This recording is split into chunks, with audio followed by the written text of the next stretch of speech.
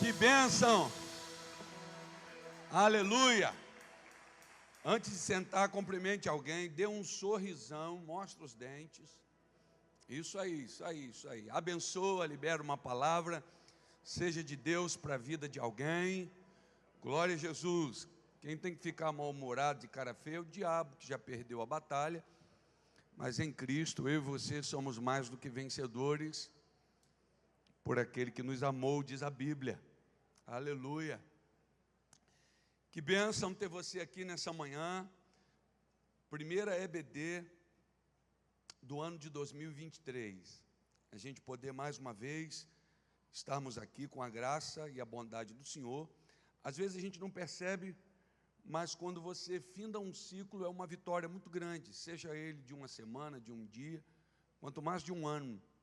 Porque ao longo de um ano muita gente pode perder a fé, pode desanimar, pode abandonar, E Jesus tem sustentado você, tem mantido no teu coração a sede pela palavra dEle, que é a verdade.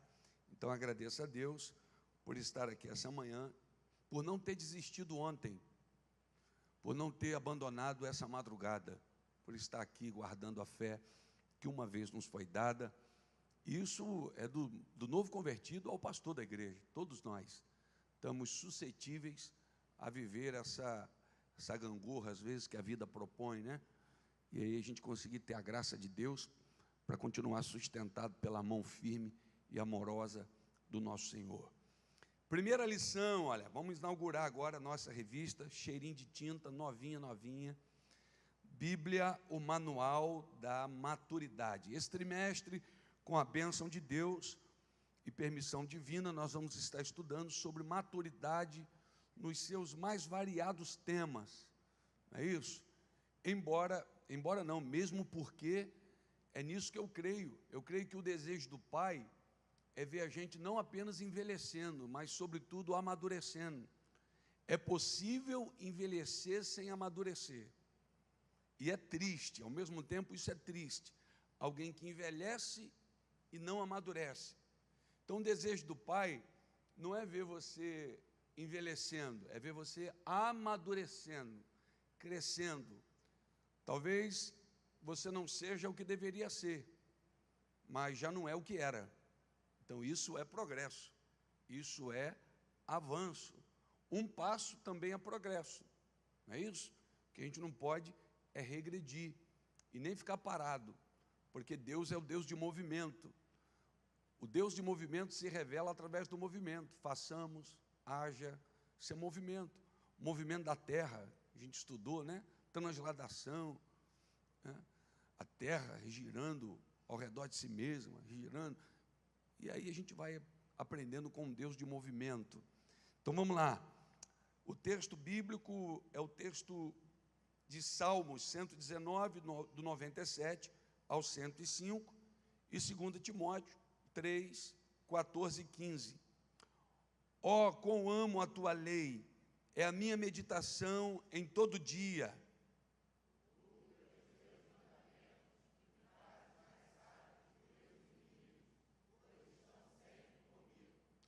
Tenho mais entendimento do que todos os meus mestres, porque medito nos teus testemunhos.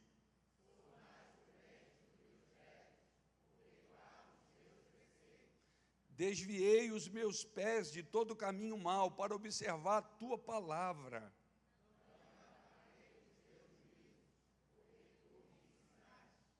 Ó, quão doces são as tuas palavras ao meu paladar, mais doces do que o mel à minha boca.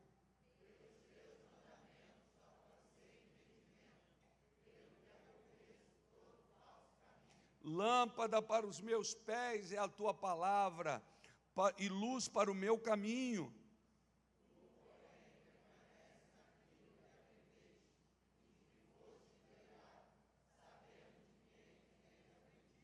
E que desde a tua meninice sabes as sagradas letras, que podem fazer sábio para a salvação pela fé que há em Cristo Jesus. Irmãos, que texto lindo é esse texto. Minha vontade é pegar os primeiros versículos aqui do Salmo 119, estudar um por um aqui, a gente não tem tempo para isso, Mas olha as palavras do salmista: ó, quão amo a tua lei, a meditação todo dia, os teus mandamentos me fazem mais sábio que os meus inimigos, pois estão sempre comigo. Tenho mais entendimento, isso aqui parece até uma prepotência, né? Tenho mais entendimento de que todos os meus mestres. Por quê? Porque medito nos teus testemunhos. É isso daqui, se a gente entendesse o valor desse livro que a gente tem nas mãos. Deuteronômio 6,17, diligentemente guardareis os mandamentos do Senhor vosso Deus, como também os seus testemunhos e seus estatutos, que te tenho mandado. Deuteronômio 6,17. Texto áureo.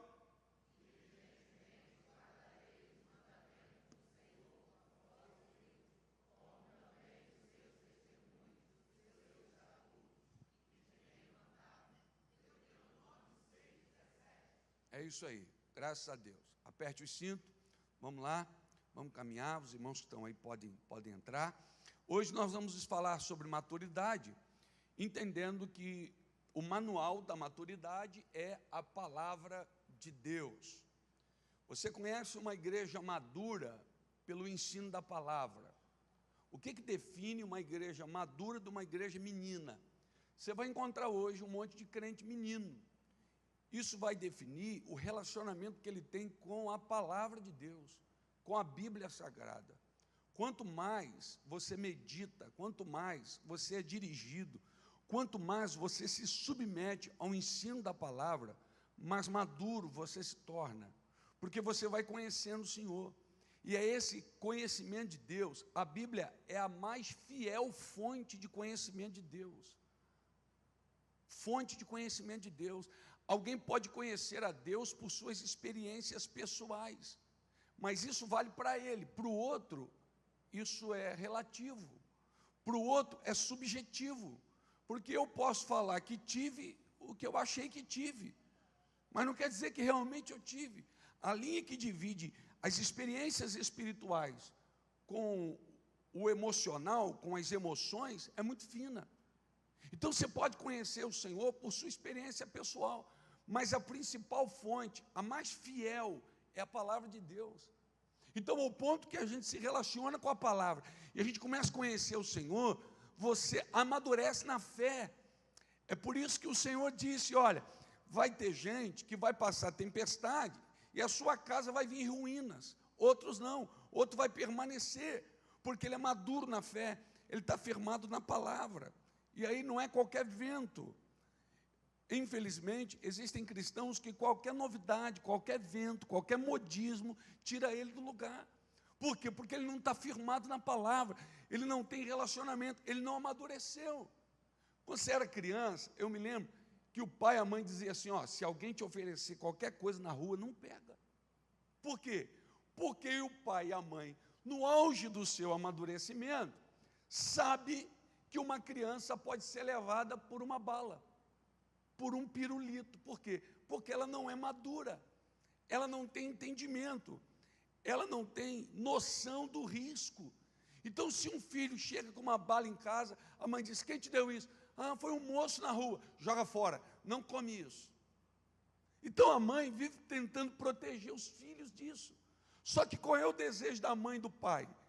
Vai conseguir monitorar o filho a vida inteira? Não, é gerar no filho, é dar ao filho um tratamento do qual ele amadureça e ele consiga, por si só, discernir o bem do mal. Assim é Deus. Pastor não é babá. Pastor não vai conseguir estar todo momento olhando e dizendo: não, não toca aí, não, joga isso fora. Então o que ele tem que fazer? Ele tem que abrir a palavra. Ele tem que ensinar a palavra, ensinar que você deve ter relacionamento pessoal com Deus, você deve desenvolver relacionamento com o Senhor, você deve amadurecer na fé. A nossa igreja, no início, fazia retiro espiritual de carnaval, depois foi se tornando difícil. Aí algumas pessoas, né, eu acho que até de forma conveniente, tentava colocar um peso sobre mim. Aí dizia assim: ó, pastor, o senhor não vai fazer retiro? Se o povo desviar. Falei: querido, se 3, 4 dias de carnaval conseguir desviar um povo que está sendo ministrado pela palavra há 10 anos, há 20 anos, há 21 anos, pelo amor de Deus. A vida é um campo de batalha. Então a pessoa tem que desenvolver estrutura na fé. Não é estrutura no pastor, não é estrutura na igreja, é estrutura na fé, na palavra, em Deus. Passa um líder por nós, mas eles não continuam conosco. A Bíblia diz que há tempo para todas as coisas. Você já parou para pensar que existem momentos que você está muito próximo a alguém e outros que nem tanto? São fases, são épocas da vida. Então pode ser que o teu trabalho te permita estar aqui, domingo de manhã, domingo à noite, quarta-feira, mas pode ser que pegue um mês lá, que você não consiga estar na igreja, não consiga, você vai desviar da fé, você vai abandonar os princípios. O que fez diferença na vida dos 3 jovens, quando foram levados lá para a Babilônia? Foram os princípios, foi a maturidade na fé. Eu estou longe da minha casa, mas eu não estou longe dos princípios, não estou longe da fé. Esse foi o problema de Saul. Samuel não era um profeta para Saul ele era um guru. Sabe por quê? Porque o dia que Samuel morre, o que Saul faz? Saul vai lá e procura uma feiticeira para consultar o Senhor. Será que o tempo em que ele foi ministrado deveria ser suficiente? Alguém já disse que o sucesso de um líder não se dá pelo tanto de gente que ele tem debaixo das asas, mas pelo tanto de gente que ele emancipa, que ele dá autonomia. A pessoa cresce, ela aprende a pescar, ela conhece o Senhor, ela busca a Deus. Quantos irmãos às vezes vão para longe por conta de trabalho? Quantos irmãos têm que ir para outro país, têm que ir para outro lugar? E aí eu ligo, falo, como é que você está, irmão? Ah, não sei, pastor, aqui não tem uma Ebenezer. Falei, mas aí tem Jesus, aí tem Deus. O senhor não quer abrir uma congregação aqui, não? Falei, não. Você precisa desenvolver na fé, você precisa crescer, precisa avançar. Amém, irmãos? Então, olha, você quer amadurecer? Bíblia, palavra de Deus. Você não pode negligenciar a palavra de Deus. Agora, não faz na Bíblia um livro de consulta, uma caixinha de promessa. Não. Estuda a Bíblia de forma sistemática. Pega um livro da palavra de Deus. Não, eu vou estudar o Novo Testamento. Esses dias um irmão postou assim, irmão, plano para ler a Bíblia em 1 ano. Eu comecei, quem vem comigo? Fiquei feliz. Mas existem planos de leitura de Bíblia em 1 ano que é só um caminho.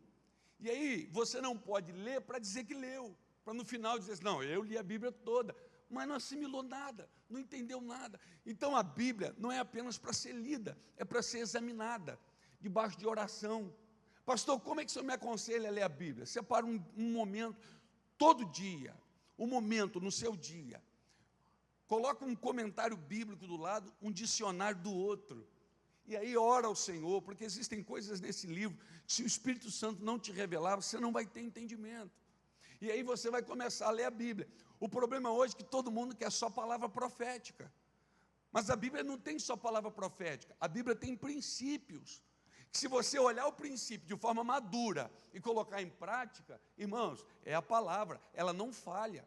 Esses princípios vão gerar resultados. Mas não, a gente lê ali e diz, eu recebo. Então eu recebo. Recebeu o quê? O que você recebeu? Se foi um ensinamento, tua vida vai mudar. Mas se não foi um ensinamento, eu acho pouco provável que você receba alguma coisa. Isso vai ter um prazo de validade muito curto.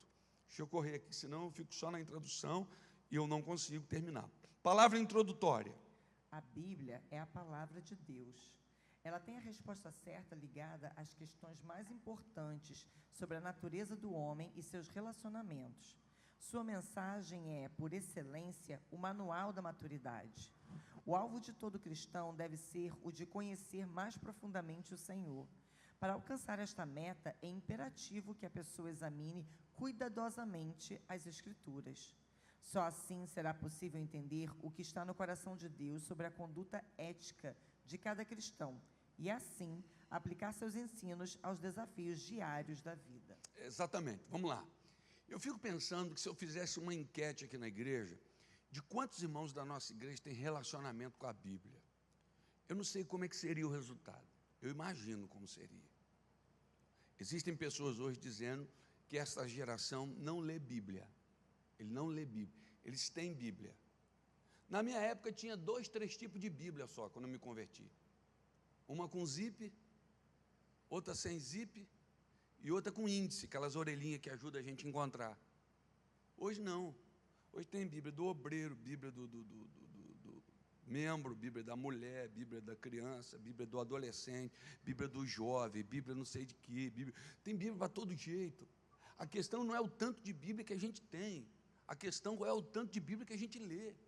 Qual o relacionamento que a gente tem. Irmãos, a própria Bíblia diz que a palavra de Deus é viva e eficaz, mais poderosa ou penetrante do que espada de 2 gumes. Ela atravessa a divisão da alma e do espírito, entre juntas e medulas. E olha só, é apta para discernir os pensamentos e intenções do coração. Essa é a palavra de Deus, totalmente inspirada e proveitosa. Quer ver uma coisa? Projeta para mim aí, 2 Timóteo 3,16. É a palavra de Deus. Ela é o nosso alimento, irmãos. Irmãos, como que a gente pode querer estar forte se a gente não se alimenta? Olha só o que diz: toda a Escritura é divinamente inspirada e proveitosa para ensinar, repreender, para corrigir, para instruir em justiça. O próximo, por favor. Para que o homem de Deus seja perfeito e perfeitamente, instruído para toda boa obra. Então, qual é o caminho? A palavra de Deus, 100% proveitosa, inspirada. A gente tem que separar o que é inspiração de citação. Aí alguém diz: pastor, então existem palavras aqui do diabo. Então o diabo foi inspirado? Não, o escritor foi inspirado a relatar o que o diabo diz, com algum propósito. É isso que a gente precisa compreender, o valor da palavra. Ela é o nosso manual ético. Um dia eu vou escrever alguma coisa sobre ética cristã e eu vou trazer aqui para os irmãos. Ética, existe uma ética, ela é o nosso manual ético cristão. O que é ética? Ética é um conjunto de regras, preceitos de ordem valorativa e moral de um indivíduo ou de um grupo. Então, esse grupo cristão, essa comunidade cristã, ela precisa mover-se em uma ética. E qual é o manual de ética do povo de Deus? É a palavra de Deus. Pastor, mas isso não tem nada a ver. Não tem nada a ver dentro de que grupo social? Nesse grupo evangélico, cristão, aqueles que se propõem a servir a Deus, existe uma ética. E o que normatiza, o que baliza essa ética é a palavra. Mas como andar nessa ética sem conhecer a base dessa ética? O livro sagrado. Então é a Bíblia. É a Bíblia que fala de moderação, é a Bíblia que fala de decência. E aí, claro que vai ser relativo. O que é decente para o mundo não é decente na ética cristã desse povo, é um povo diferente. O propósito de Deus sempre foi que o seu povo fosse diferente. Ok, irmãos? Sempre. Romanos 15:4, porque tudo que foi escrito no passado foi escrito para aviso nosso. Então esse aqui é um manual. O Senhor deixou um manual. Por isso o salmista disse: lâmpada para os meus pés é a tua palavra. Não é o meu achismo, não são as filosofias, é a tua palavra. E luz para o meu caminho. É essa palavra que vai me fazer andar em ética. Então é a ética do reino de Deus. Entende? Quando a gente fala de ética, por exemplo, moderação. Moderação é uma ética faz parte da ética do povo de Deus. Todo povo de Deus deve ser, todo cristão tem que ser moderado. Moderado no falar, moderado no agir, moderado no vestir. Cristão é assim, é aquela pessoa discreta, aquela pessoa ética. Isso honra, isso glorifica a Deus. Amém? O contrário disso não é decência. Se olha um homem de Deus decente, uma mulher de Deus decente, decente na fala, decente no vestir. Ah, pastor, a gente vai andar cafona? Não, é possível estar elegante e decente. É possível estar elegante dentro da ética cristã, dentro da palavra de Deus. Isso é tão lindo, irmãos. Eu imagino que isso deve abrir um sorriso no rosto de Deus. A Bíblia diz que o profeta andava e uma mulher olhava, chamava o marido e dizia: meu filho, olha esse homem que passa aqui, eu tenho observado, ele é um santo homem de Deus. Ela não disse eu tenho ouvido, ela disse eu tenho observado, vejo que é um santo homem de Deus. É antes de você abrir tua boca, antes de você falar qualquer coisa, as pessoas olharem para você e identificarem você como um cristão, olha. Então, qual é a ideia? É andarmos na contramão, é fazer diferença, ética cristã, educação. Educação é também uma ética cristã. Então, você imagina uma pessoa passar por alguém e falar bom dia, boa tarde, boa noite. Quando solicitar alguma coisa, por favor, você pode fazer a gentileza? Depois da pessoa, muito obrigado, Deus te abençoe. Que doideira é essa? Num mundo tão maluco, que ninguém fala com ninguém, que todo mundo é ignorante, que todo mundo é altivo. Essa pessoa está desse jeito. Ética cristã. Ética cristã. A Bíblia diz que Davi era um homem de gentil presença. Imagina o que é isso, irmãos. Então, um cristão, você passar lá pelo porteiro do seu condomínio, você passar lá pela pessoa que limpa lá e fala assim: ô querido, bom dia, tudo bem? Como é que está? Deus abençoe teu dia. Educação.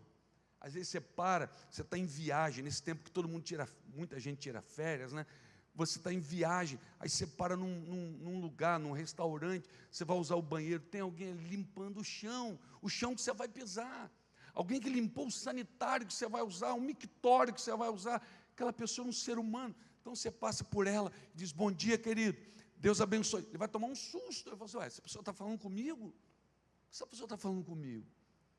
Eu já contei isso aqui, mas vale sempre a pena contar novamente. Alguém que não ouviu, um dia eu marquei uma reunião com um pastor, ele vinha de longe, e a gente foi tomar um café da manhã no hotel, e era o Dia Internacional da Mulher. Dia Internacional da Mulher. Então a gente sentou ali, tomou um café, conversou, tratou o que tinha que tratar.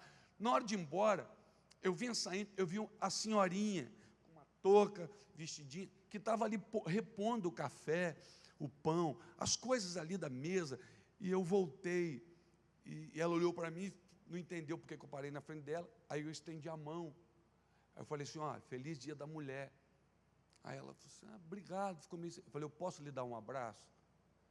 Aí ela ficou sem jeito, eu dei um abraço. Quando eu deixei ela, os olhos dela estavam cheios de lágrima, por quê? Porque isso não é comum. Alguém diz: ó, o café está frio, aqui ó, não sei, aí entra você, cristão, servo do Altíssimo, né? Você para ali no pedágio, e você paga o pedágio, ao invés de reclamar: ah, um absurdo, a fila não, você vai dizer: ó, Deus te abençoe, bom trabalho, fica com Jesus, e a pessoa fica assustada com aquilo. Então o que é isso? É a ética do povo de Deus, é a ética cristã. Quem está entendendo, diga amém.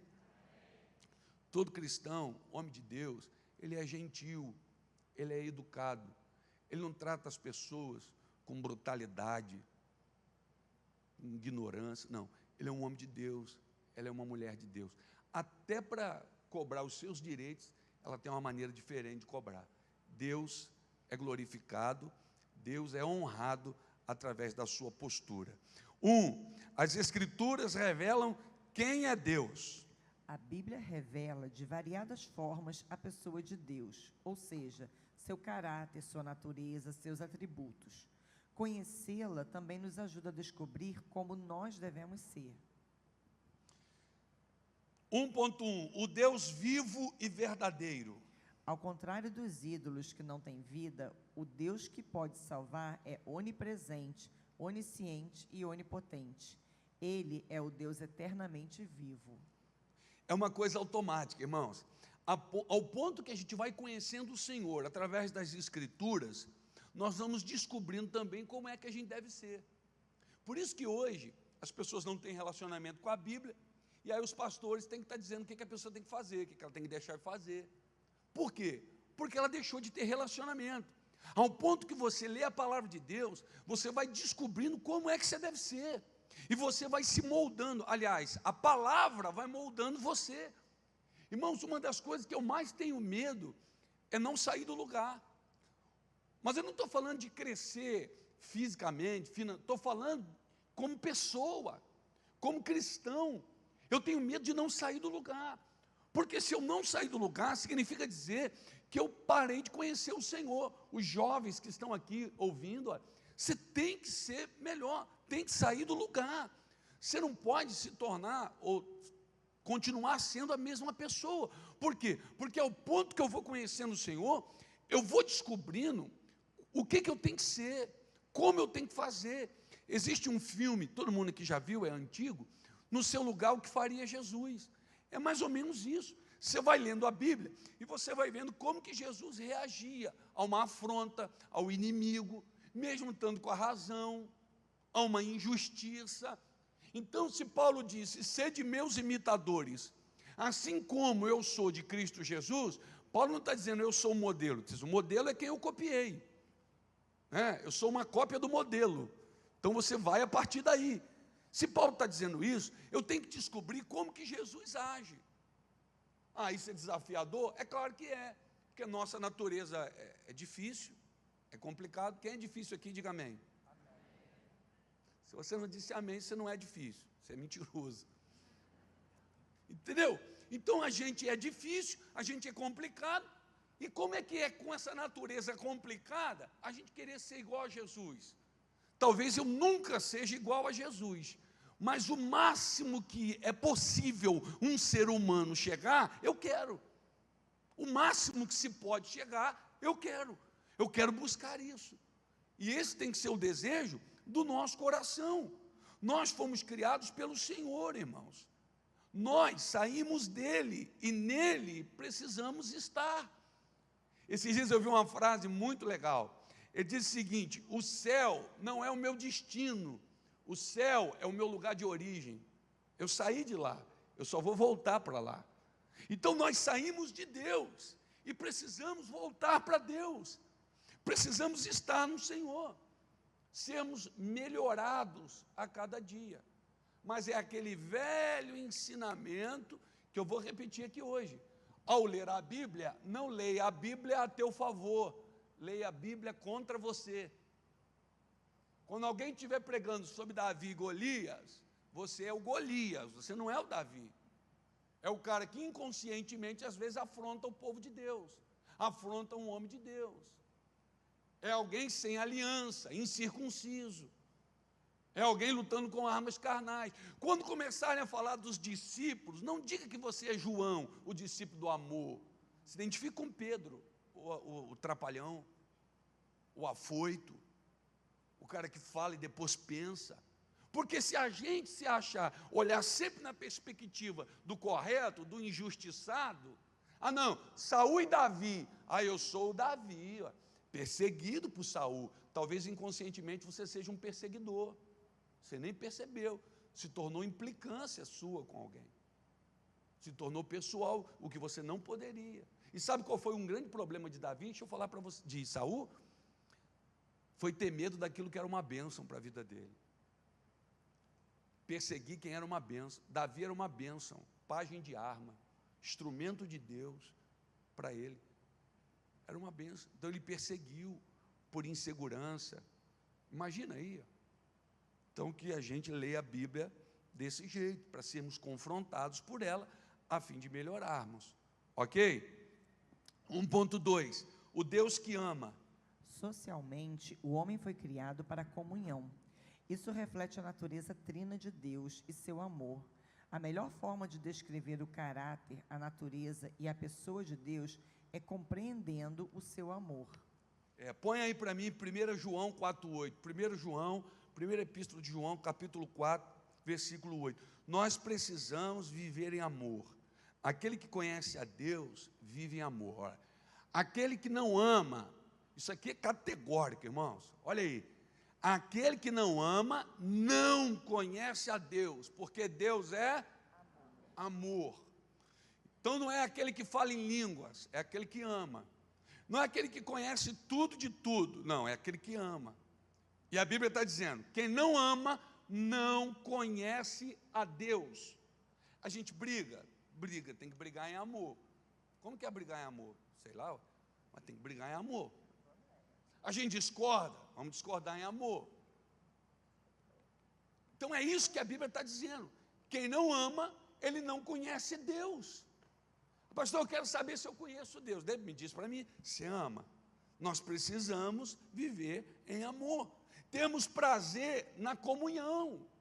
Tem gente que não tem prazer na comunhão. Sabe qual é a sensação de algumas pessoas? E nesses anos todos pastoreando, eu posso falar isso com propriedade, porque eu já vi isso muito acontecer. Sabe qual é a sensação de algumas pessoas?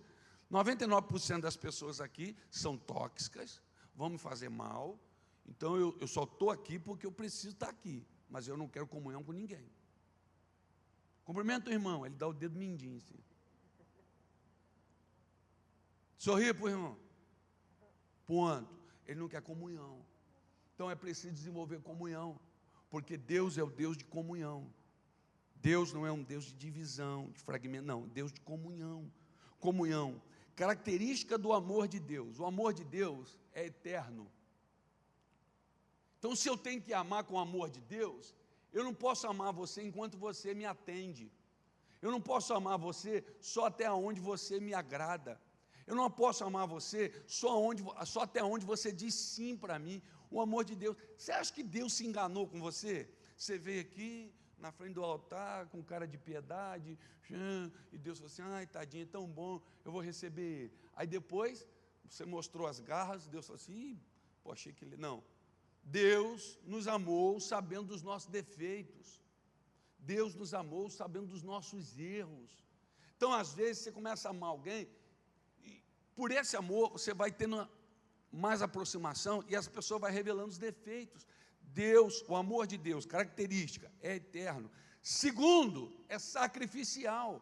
O amor de Deus é sacrificial. Irmão, você já parou para pensar que hoje ninguém quer sacrificar por ninguém?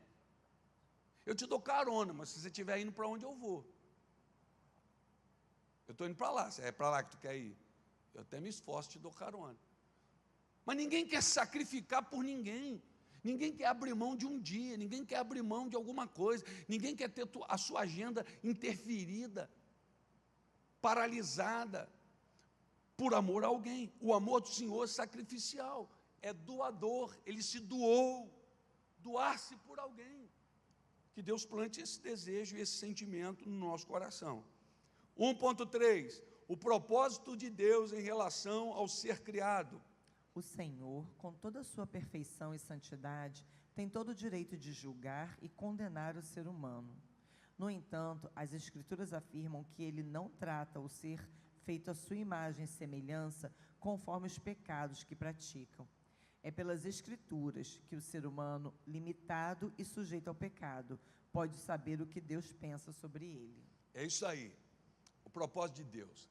Isso aí, esse texto eu costumo citar muito aqui na igreja, porque eu faço parte desse texto, que é o Salmo 103, não me lembro agora o versículo, mas a Bíblia diz que Deus não nos trata segundo os nossos pecados. Deus nos trata segundo a sua graça e a sua misericórdia, que, diga-se de passagem, renova-se a cada manhã. Sabe por quê? Se a misericórdia de Deus não se renovasse nessa manhã, a gente estava roubado, perdido, porque a gente esgotou a misericórdia de ontem. Então ela se renova para hoje, porque Deus sabe que a gente vai precisar dela hoje. E a Bíblia diz, se não fossem as misericórdias do Senhor, nós seríamos consumidos. Então para pensar, irmãos, imagina se Deus tratasse-nos segundo os nossos pecados, como é que seria? Deus nos abraçaria ou ia dar uma chibatada na gente? Se Ele trata você segundo os teus pecados. Mas esse é o comportamento que a gente tem com o outro, diga a gente. Bom, fiz de propósito para você se incluir. A gente trata o outro assim, segundo os erros do outro. Ah, pastor, mas eu vou ficar rindo? Não, mas também não mete o dedo na ferida. Irmãos, a melhor coisa é quando a gente, melhor não quebrar, né? Mas quando a gente quebra na mão de Deus é uma bênção. O problema é quando você quebra na mão do homem. Quando você quebra na mão do homem, ele joga você no chão e pisa nos cacos, faz assim, para ficar o pó. Deus não, Deus refaz. Davi, e aí? Não, que eu caia na mão de Deus, porque Deus é Deus de misericórdia. Agora, para pensar se a gente não precisa oferecer ao outro aquilo que a gente consome. Eu consumo misericórdia. Por que eu vou ser tão duro com o outro? Por que eu vou ser tão impiedoso com o outro, se Deus tem misericórdia comigo? Eu consumo. É a parábola lá do cara que devia, teve a dívida perdoada, mas quando encontra alguém que lhe deve, é duro, é insensível, é implacável. Irmãos, bem-aventurado os que plantam misericórdia. Por quê? Porque eles vão colher misericórdia. A Bíblia diz isso, em Mateus capítulo 5. Bem-aventurados os misericordiosos, porque eles alcançarão. A Bíblia não diz se precisarem. A Bíblia diz, eles alcançarão. Então a Bíblia também está dizendo que em algum momento todos nós vamos precisar colher misericórdia. Mas como colher aquilo que a gente não plantou? A gente foi duro com os outros a vida toda. Te viu alguém fraco na fé, disse, isso é desviado, você não quer nada, você é um sem vergonha. Você não sabe o gigante que a pessoa tem. Você não sabe. Uma vez o irmão veio falar comigo, pastor, você já viu fulano? Fulano faz isso, e fulano, e essa pessoa. Eu falei, querido, peraí, vamos pensar junto. Tudo que o irmão sabe sobre fulano, eu também sei. Mas por que fulano fazendo tudo isso está aqui dentro? Aí ele ficou me olhando. Falei, vamos pensar de outra forma. Será que ele está fingindo ser quem não é? Ou ele está tentando ser quem ele não conseguiu até hoje? Então deixa ele aí. O problema é que a gente põe na cabeça que a igreja é o céu. E a igreja não é céu, irmãos. A gente não está aqui porque a gente está direitinho. Ao contrário, a gente está aqui porque a gente precisa ser ajustado todo dia, trabalhado todo dia, moldado todo dia. Irmãos, um pouquinho fora e vai desabrochar em você o pior de você. Afasta um pouquinho do Senhor e o que há de pior em você vai se manifestar. Você sabia disso? O que freia isso é a gente perto de Deus, é a gente perto da palavra de Deus. Por isso que a Bíblia diz que quando um homem vem para Cristo, ele é liberto de 7 demônios, de 7 espíritos. E esses espíritos andam por lugares áridos, buscando lugar. Não encontrando, eles dizem um para o outro, vamos voltar? Vamos voltar para a casa da onde... Voltando, se ele achar essa casa vazia, adornada e varrida, ele volta, traz com ele mais 7, e os atos desse homem se tornam piores do que os anteriores. Então é sair um pouquinho de Jesus e você se torna um maníaco do parque. E você vai ver que você é tão ruim quanto qualquer outra pessoa. Escute o que eu vou dizer, gravem isso, e discordem se quiser, mas meditem pelo menos. Só existe alguma bondade em você, se de Deus vier. Só existe alguma bondade em nós, se pelo Senhor for colocado, porque a nossa natureza é ruim. E é só ficar frio na fé, que você vai vendo o quanto você pode ficar ruim. E fica mesmo. E fica mesmo. Que o Senhor Deus nos guarde.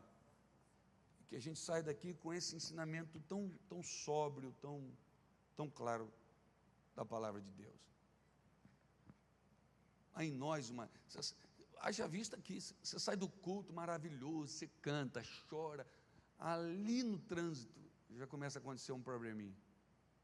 Ali tu já fica com raiva do cara. Se você não ficar em Deus, ali já manifesta o pior de você. O pior de você. Essa competitividade. Né?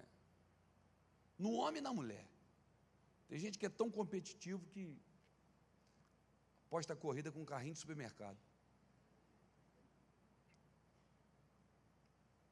O cara ficou com raiva da caixa do supermercado. Não vou pedir para levantar a mão aqui não, mas levanta dentro do teu coração a tua mão, se um dia você já não ficou com raiva da caixa do supermercado. Você achou que ela era lerda. Pô, essa menina é lesada. Não é possível, é comigo. Eu era para ter ficado naquela ali, mas era você que estava com pressa. Isso não é possível, não. Ela está fazendo de propósito. Aí você começou a ficar com ódio dela. Você falou, pelo amor de Deus. E vai chegando a tua vez e tal. Aí ela fala, boa noite. Aí você já acha que o boa noite dela para você foi diferente. Você vai ficando, isso é o ruim de você. O ruim de dar aula é que você vai se entregando, né, irmão? Você se expõe. Misericórdia. Vamos mudar aqui rápido de assunto. Então, qual é o propósito de Deus para a minha vida? O que Deus deseja para mim? Irmãos, essa é uma pergunta que a gente tem que voltar a fazer, urgentemente. Eu tenho a sensação que esta geração não tem mais essa preocupação. O que Deus quer para mim? O que Deus, eu vim fazer o que aqui? Qual é o propósito de Deus para a minha vida? Do mesmo jeito em que esta geração não tem relacionamento com a Bíblia, também tem pouco, eu vou ser generoso, vou usar pouco, também tem pouca vida de oração. E o pouco momento de oração que ele não gasta para ouvir o que Deus quer, ele gasta dizendo para Deus o que ele quer. E a gente precisa entender que há um propósito para a minha vida, há um propósito para você, e esse propósito a gente precisa descobrir. Projeta para mim Jeremias 29:11. Existe um plano de Deus para a tua vida. E a gente precisa entender, porque eu bem sei os pensamentos que tenho a vosso respeito, diz o Senhor, pensamentos de paz e não de mal, para vos dar o fim que esperais. Ninguém aqui espera um fim melhor do que o melhor. Bota o outro, por favor. Ninguém espera. Então me invocareis e ireis, e orareis a mim, e eu vos ouvirei. Então olha o que o Senhor está dizendo. Eu tenho pensamento de paz para vocês. Deus é um Deus abençoador. Deus é um Deus amoroso. Os meus pensamentos a seu respeito são pensamentos de paz. Irmãos, Deus não tem prazer no nosso sofrimento. Por que Ele permite então, pastor? Aí é coisa diferente. Permitir e ter prazer são coisas diferentes. Tudo que você faz, você tem prazer no que faz? Algumas coisas a gente faz porque é necessário, não que você tem prazer. Mas o prazer de Deus é ver a gente abençoado, é ver você sorrindo, é ver você feliz. Então Ele está dizendo, olha, bem sei os pensamentos que tem a seu respeito. Irmãos, infelizmente, eu nasci espiritualmente num tempo onde a visão de Deus era outra. Era de um velho mal-humorado, aborrecido, doido para pegar alguém no erro para arrebentar. E não de um Deus próximo. Sabe o que eu ouvi nos lugares que eu ia? Deus é fogo consumidor.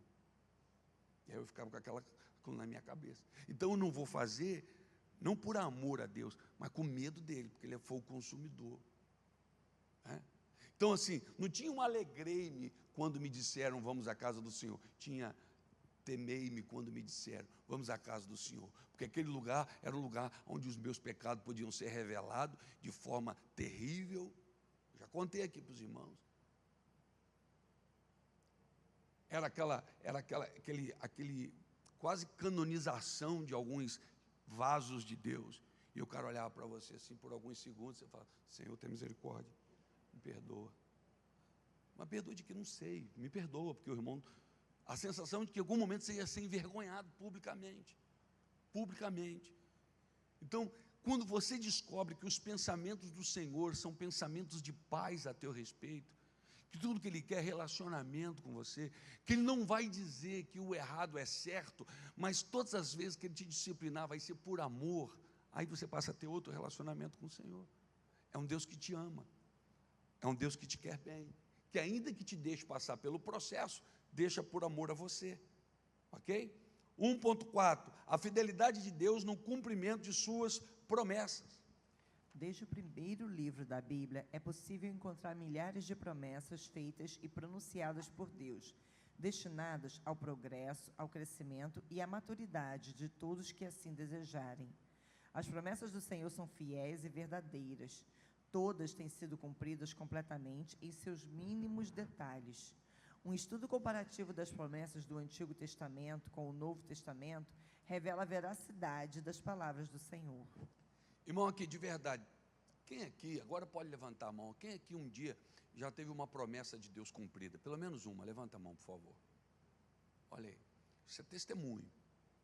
Deus fez uma promessa e Deus cumpriu. O problema é que esta geração, e aí eu vou pegar nesta geração, sempre, porque eu tenho visto algumas coisas mudarem, e não para melhor, mas para pior. É uma geração que só se agarra às promessas. E aí eu não vou definir como todas, mas eu nunca vi uma promessa bíblica que não seja precedida por um mandamento. Ela tem um mandamento. Qual é a promessa? Vou abrir. Qual é o mandamento? Batei, batei, e abri-se-vos-á. Qual é a promessa? Você vai encontrar, mas qual é o mandamento? Busca. Qual é o mandamento? Eu vou ouvir, vou revelar coisas poderosas que você não sabe. Qual é o mandamento? Buscar. Buscar-me-eis e me achareis. Ele me invocará e eu lhe responderei. Então as promessas, o batismo com o Espírito Santo é uma promessa, mas para quem busca, para quem quer, para quem deseja. Então está sempre associado a um mandamento. As Escrituras estão cheias de promessas cumpridas, o que autentica o Deus da Bíblia como um Deus fiel, um Deus cumpridor de promessa. Isso comprova a veracidade das palavras de Deus. O problema é que alguém acreditou que Deus disse naquilo que Deus nunca disse, aí não se cumpriu. Então, se não se cumpriu, Deus mentiu para mim. Não, Deus não mentiu, porque Deus não mente. Deus não é homem para mentir, ok? Então, se não cumpriu, não foi Deus. E quantas pessoas prometendo em nome de Deus coisas que Deus nunca prometeu? Não vem que todo mundo vai ser patrão. Vai ser patrão de quem, se todo mundo vai ser patrão? Vem que todo mundo vai ser rico. Deus nunca prometeu as coisas que algumas pessoas estão pregando nos altares. Vem porque você nunca vai pegar enfermidade alguma. Vem porque você não vai ter desemprego. Deus nunca disse isso. Muito pelo contrário, existem processos que vão ser necessários. Essas pessoas que pregam essas coisas são os grandes responsáveis pelo grande número de desigrejados no nosso tempo. Gente que desacreditou, gente que abandonou, não porque Deus frustrou, mas porque alguém disse em nome de Deus o que Deus nunca disse. Por quê? Porque quando Deus fala, Deus vela pela sua palavra para fazê-la cumprir. A palavra que for dita não vai cair por terra, mas vai cumprir o propósito pela qual enviou. Então, ouça o que a Bíblia diz, isso é infalível. No Antigo Testamento, tem mais de 7.700 promessas, só no Antigo Testamento. Então, todo mundo quer as promessas, como se fosse algo mágico, como se a Bíblia fosse um livro mágico, não é? É igual, vou voltar à caixinha de promessa. Caixinha de promessa não tem um aperto, só tem vitória. Deixa eu ver o que Deus quer falar comigo. Estarás por cima e nunca por baixo, cabeça e nunca cauda. É isso aí que vem. Tudo que colocar a mão. E é isso que a igreja menina, a igreja que não amadurece, está buscando. Porque a igreja madura, ela olha para a Bíblia como um espelho. O espelho denuncia os meus defeitos, as minhas impurezas, as minhas sujeiras, para que eu possa, em Deus, me lavar, me limpar e ser melhor. Então, a Bíblia tem mais de 7.000, mais precisamente 7.706 promessas, só no Antigo Testamento. São promessas, muitas delas quase já cumpridas. Pelo menos 5 profetas profetizaram acerca da vinda de Jesus. Ele veio? Sim ou não? Isso autentica a palavra. Pelo menos 5 profetas: Miqueias, Zacarias, Jeremias, João Batista, Isaías, o profeta messiânico, profetizou há mais de 700 anos antes de Jesus vir. Então imagina o cara ministrar uma palavra profética que vai se cumprir daqui a 700 anos. Alguém mais está vendo aí? Não era de Deus, não se cumpriu. Só que toda palavra profética obedece a um tempo para se cumprir. A Bíblia diz que tudo tem um tempo, tudo tem o seu tempo determinado. Então Isaías é conhecido como profeta messiânico, o cara que mais profetizou acerca do Messias. E é interessante que o profeta profetiza como se já tivesse acontecido. O que Isaías diz lá no capítulo 9, versículo 6? Um menino nos nasceu, ele não disse um menino nascerá. Um menino se nasceu, um filho se nos deu, o principado está, não é que estará, porque ele não tem dúvida da palavra profética, ela vai se cumprir, é só o tempo, é só aguardar o tempo. A palavra profética, ela profetiza sobre o futuro, no presente, como se já tivesse acontecido, porque é impossível falhar, irmãos. Quando Deus libera uma palavra a teu respeito, é impossível essa palavra não se cumprir, ela vai cumprir. Então, 700 anos, é a palavra profética firmada, e aí vem Jesus. O que mais a gente precisa conhecer?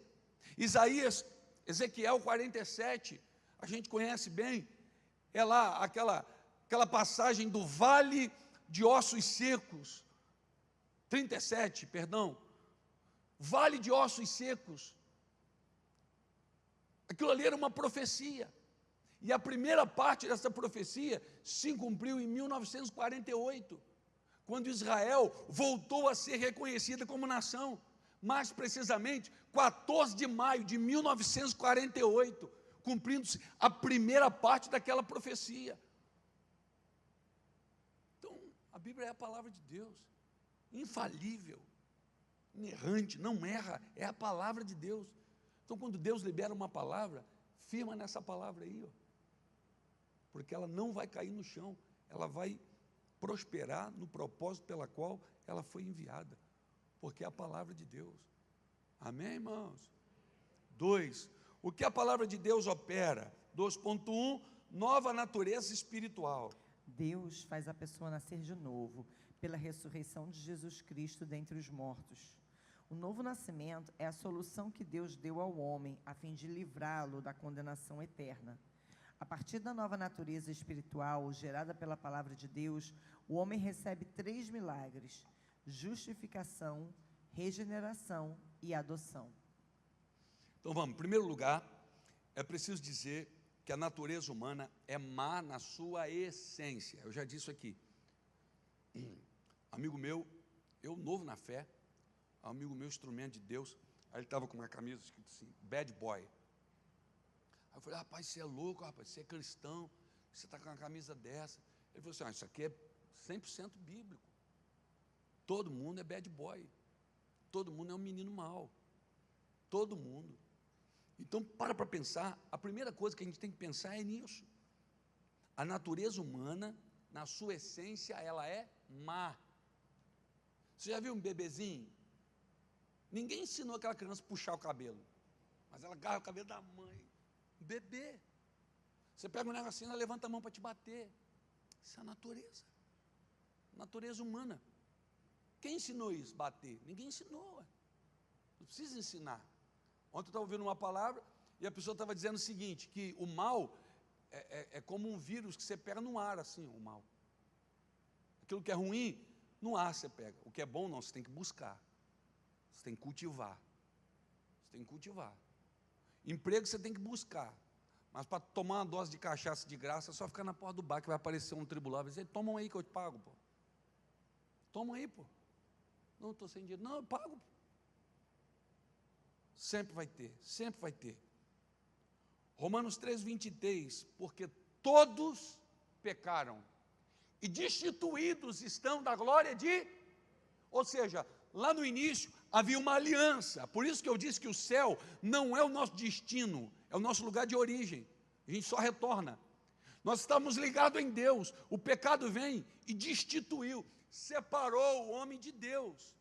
A aliança foi rompida, a aliança foi quebrada pelo pecado, o que a gente chama de morte espiritual. Por isso, lá em Efésios, Efésios capítulo 2, não precisa abrir nem projetar, mas Efésios capítulo 2 é o capítulo que fala de salvação e graça. E ele começa dizendo sobre esse rompimento da aliança. Paulo começa dizendo sobre esta quebra da comunhão com Deus, dessa morte espiritual, quando ele diz, porque fomos vivificados. Vivificados por quê? Porque morríamos, tínhamos morrido espiritualmente. Ele nos vivificou, estando nós mortos nos nossos delitos ou ofensas e pecados. Então é a morte espiritual, o distanciamento de Deus, mas ele nos vivificou. Aí no versículo 8, ele diz assim, porque pela graça sois salvo, mediante a fé. Aí eu pergunto, que fé é essa? É o que a teologia chama de fé salvífica, produzida pelo Espírito Santo. Por quê? Porque a fé vem pelo ouvir. Então essa conversão, essa mudança, ela só vem através da fé, que é gerada não por histórias, não por contos, não por piadinha em cima do altar, alegorias vazias, não, pela ministração da palavra de Deus. Por isso que é lamentável saber que em alguns lugares a Bíblia já não é valorizada, a Bíblia nem sequer é pregada no altar. Os cultos são pura emoção, homem ministrando para homem, fumaças e luzes, a palavra não é pregada. A Bíblia diz que durante o cativeiro, a Bíblia foi perdida dentro do templo.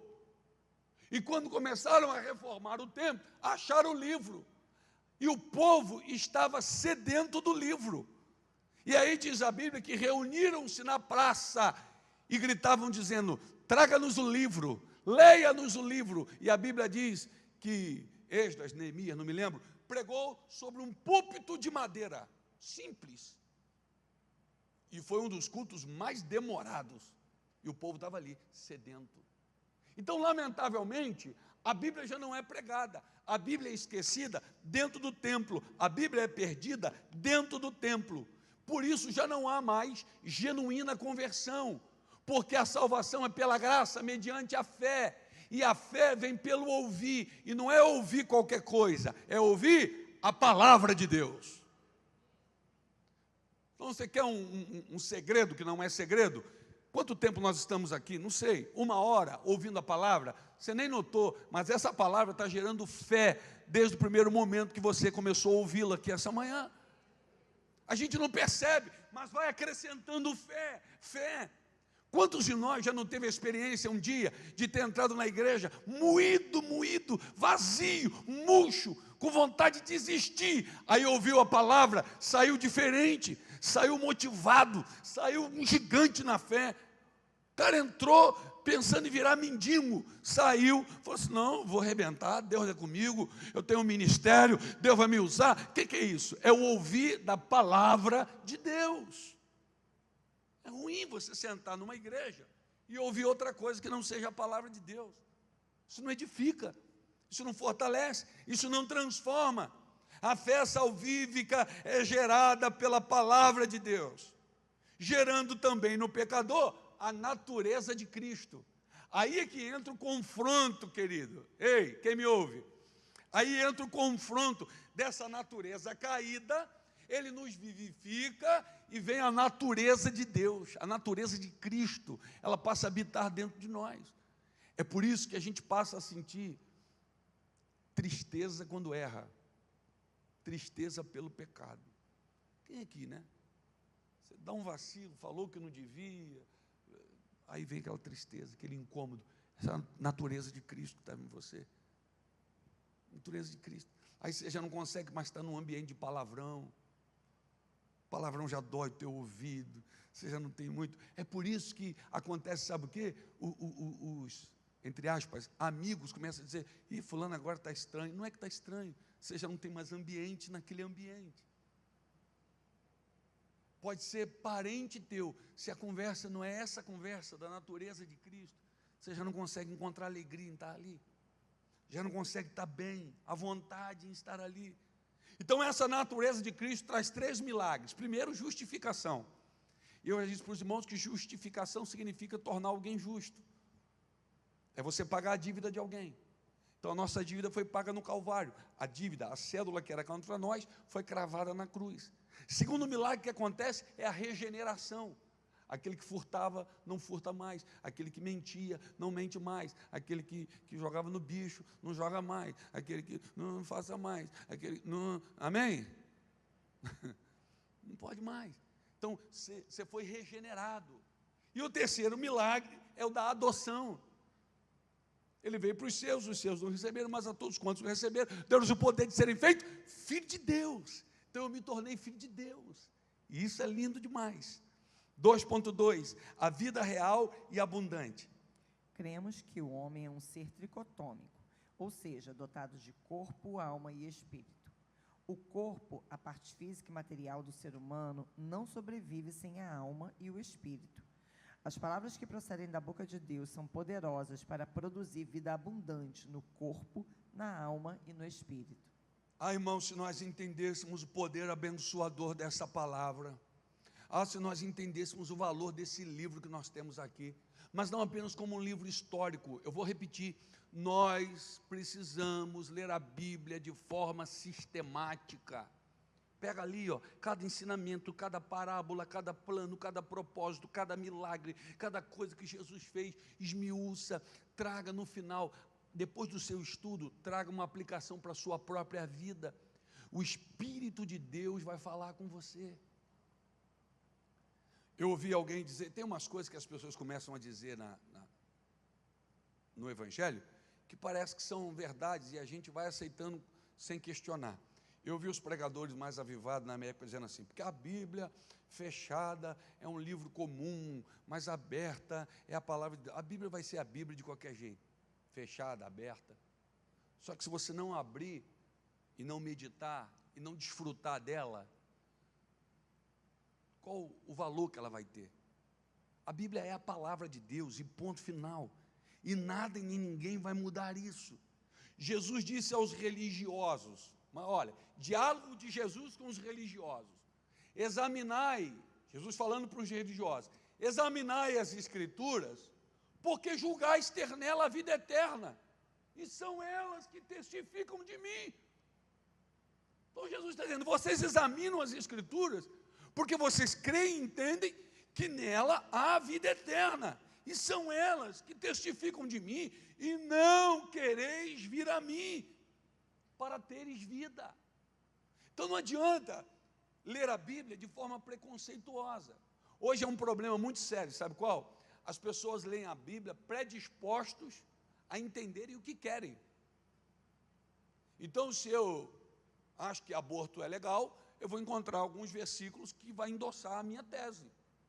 Se eu entendo que a homossexualidade não tem problema, eu vou criar um problema lá entre Davi e Jonathan e vou achar que os dois, se eu quiser, eu vou achar. Só que a Bíblia é a palavra de Deus. Elas que testificam do Senhor. O salmista, por isso que o salmista disse, lâmpada para os meus pés é a tua palavra e luz para o meu caminho. Põe aí Apocalipse 1:3, por favor. Olha esse texto aqui também é forte demais, Apocalipse 1:3.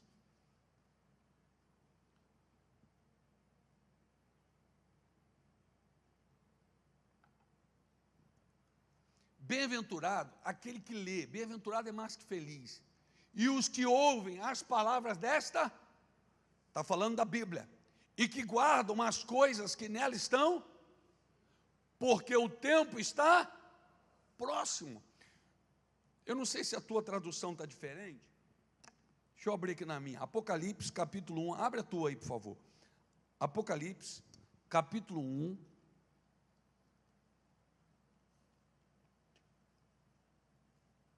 versículo 3, Apocalipse está depois de Gênesis, irmãos, bem depois. Apocalipse, capítulo 1, versículo 3. Bem-aventurado aquele que lê e os que ouvem as palavras desta profecia e guardam as coisas que nela estão escritas, porque o tempo está próximo. Então, não é apenas ler. Lê, ouvem e guardam. Tem gente que só ouve, não lê e nem guarda. Ele vem para a igreja e é o único momento que ele sabe alguma coisa da Bíblia. Porque ele só ouve. Mas bem-aventurados os que leem, aí está falando lá da tua casa. Lá na tua casa, lê, ouve e depois do culto, guarda. Então você quer ser bem-aventurado? Ouve, lê, ouve e guarda. Aí vai dizer a importância de fazer isso, porque o tempo está próximo. O tempo está próximo. E aí nós precisamos estar municiados com esta palavra. 2.3, iluminação para os olhos. Muitas pessoas, neste exato momento, estão fazendo de tudo para sentirem-se alegres. Algumas não sabem, mas podem estar tomando péssimas decisões na ânsia de sentirem-se bem. Todos desejam um coração feliz, motivado e alegre. No entanto, são essas atitudes que produzem alegria imediata no coração. Obediência e comunhão constante com Deus e com os irmãos. Meditação diária, estudo e exame sistemático da Escritura. Da mesma forma que o corpo precisa de alimento, assim também o espírito precisa da palavra de Deus para crescer e desenvolver-se. Então, irmãos, eu sei que eu estou sendo repetitivo aqui hoje, mas a ideia é essa: repetição é pedagógica.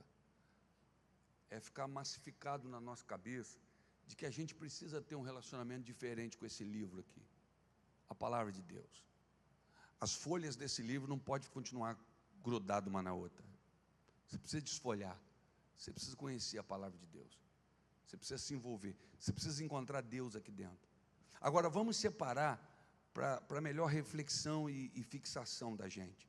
Obediência e comunhão constante com Deus e com os irmãos.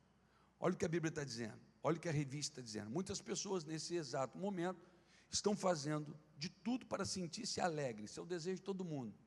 E em nome dessa felicidade ou dessa alegria, as pessoas atropelam tudo, troca de casa, de igreja, de família, de mulher, de marido. O importante é ser feliz. Né? Estão fazendo de tudo. Algumas não sabem, mas podem estar tomando péssimas decisões na ânsia de se sentirem bem. Por que a gente tem que se sentir bem o tempo todo? Isso é ensinado desde que a gente é criança.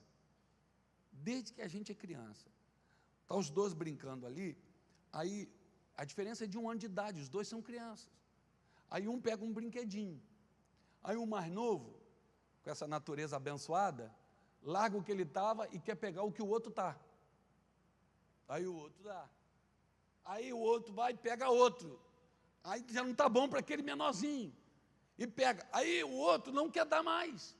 Aí a mãe diz, dá para não ter problema. Dá para ele não chorar. Aí para pensar, por que não pode ter problema? Por que ele não pode chorar? Chorar, eu nunca vi no jornal alguém que morreu porque chorou. Chorou tanto que morreu. Choro lubrifica os olhos, alivia a alma. Então fica hoje está cheio, né? Hoje está chato. Hoje está chato, tudo é um mimimi.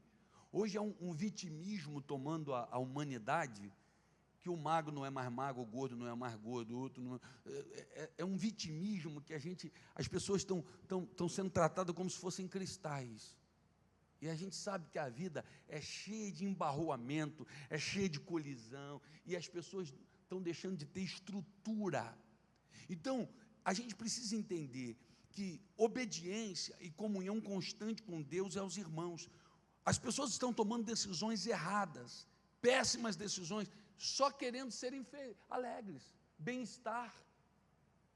Irmãos, hoje tem um remedinho com gosto de framboesa, mas não era no nosso tempo. Quem lembra aqui de metiolate? Sangue de Jesus tem poder, né? Metiolate, misericórdia. Era melhor fingir que não tinha se machucado.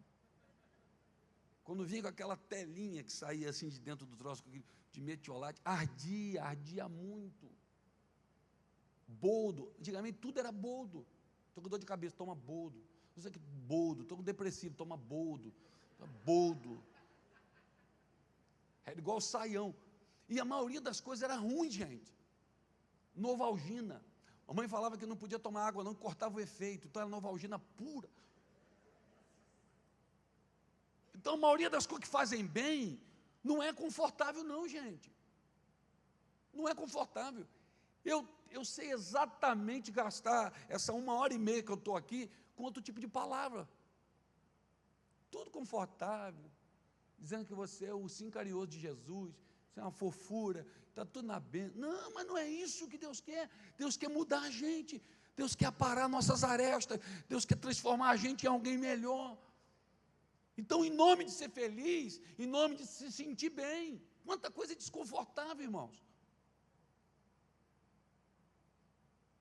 Há um tempo atrás, eu e Adriano julgamos uma viagem para Israel.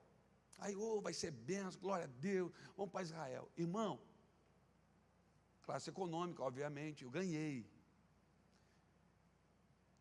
Quando eu cheguei, o meu lugar era assim, no meio. Pensa num negócio apertado. Foram quantas horas? 14 horas? 17 horas de viagem. Apertado. E Deus, para valorizar a minha bênção, botou um cidadão assim muito abençoado do meu lado direito, e o outro assim muito saudável também, e eu fiquei ali no meio. Aí quando chegava a janta, você comia como se fosse um dinossauro, assim.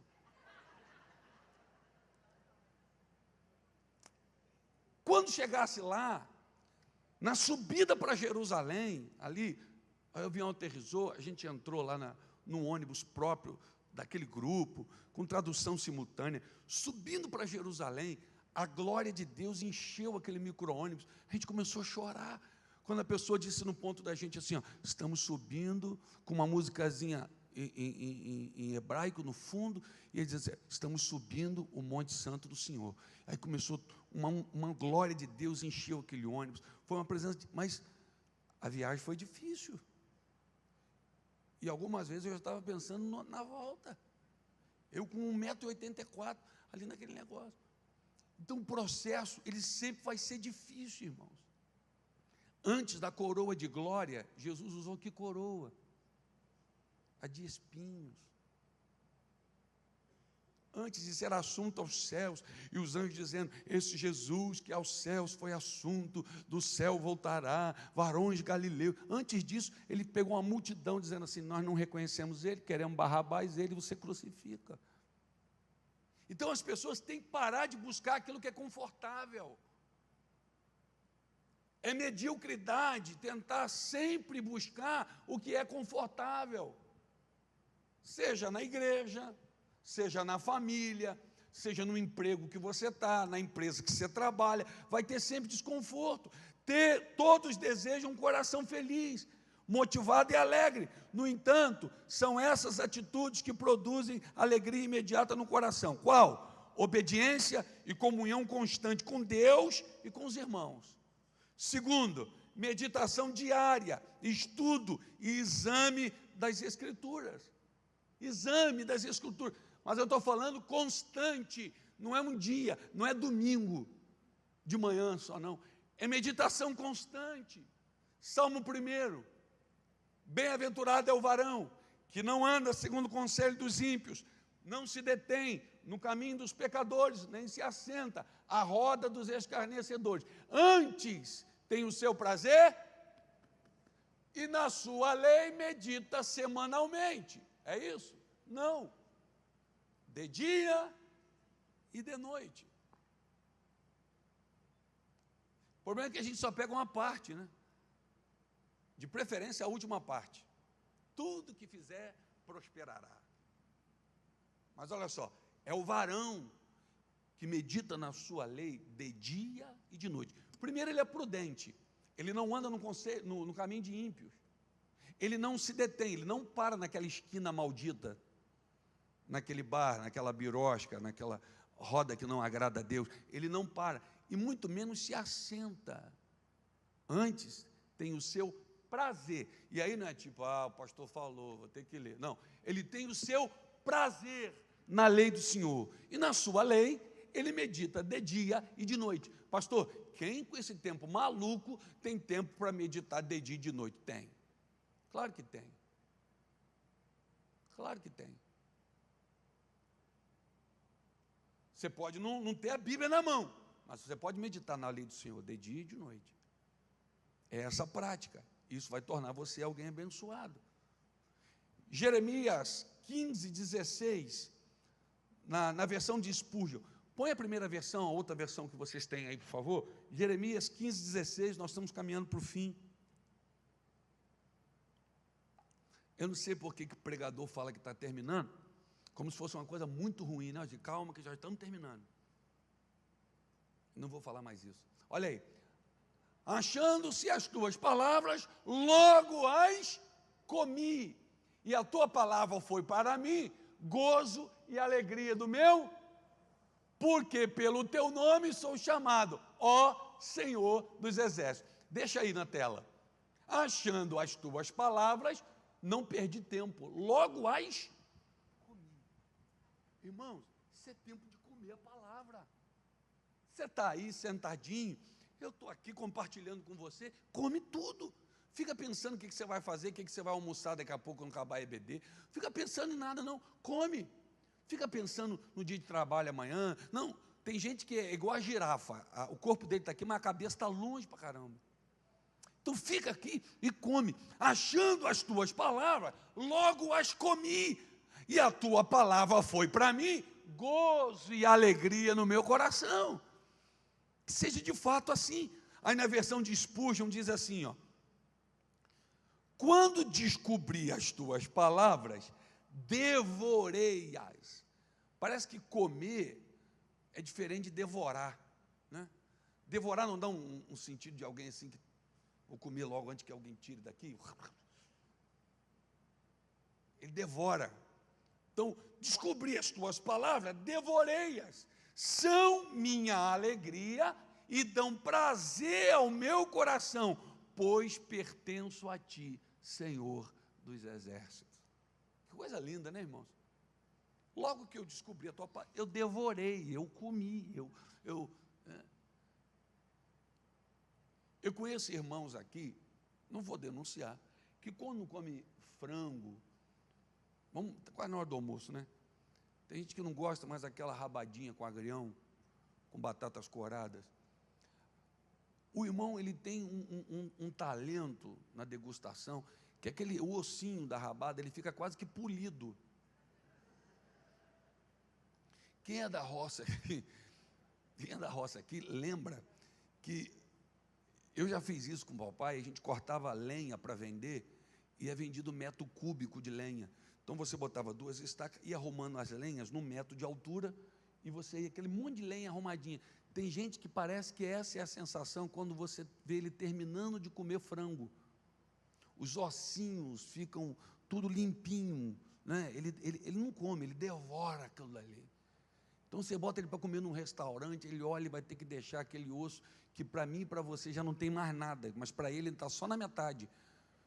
Porque ele ainda consegue roer aquilo tudozinho ali e mastigar. Tem um monte de gente rindo aqui, porque é com você que Deus está falando, né? Você faz isso. Então você vai, quase que você arruma, como um feixe de lenha, né? Aquilo tudo ali, você vai roendo.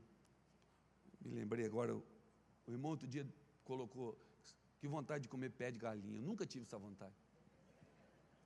Já comi, mas nunca tive essa vontade. Ah, não, pastor, tem colágeno. Ah, compra um comprimido de colágeno, uma gelatina, sei lá.